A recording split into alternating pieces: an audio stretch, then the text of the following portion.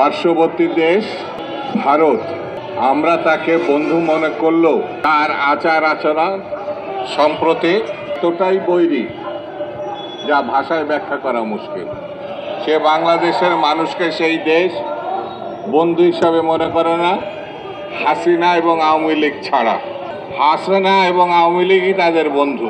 এই হাসিনা ফ্যাসিস্ট, গণহত্যাকারী, লুটেরা এবং জনরোষে জনগণের গণঅভ্যুত্থানে সে পালিয়ে গেছে, যার বিচার চলছে, বিচার হবে, তাকে আশ্রয় দিছে পার্শ্ববর্তী দেশ ভারত।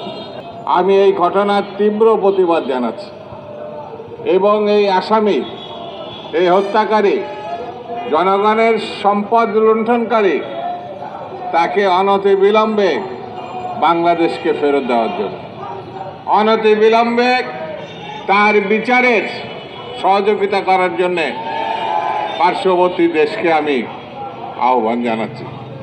আমাদের সাবেক ছাত্রনেতা, বিএনপির চেয়ারপারসন দেশনেত্রী বেগম খালেদা জিয়ার সম্মানিত উপদেষ্টা জননেতা হাবিব সাহেব, এখানে আমাদের সাবেক সংসদ সদস্য সহ জাতীয় নেতৃবৃন্দ আছেন, তারা এই সভা থাকবেন এবং বক্তব্য দেবেন।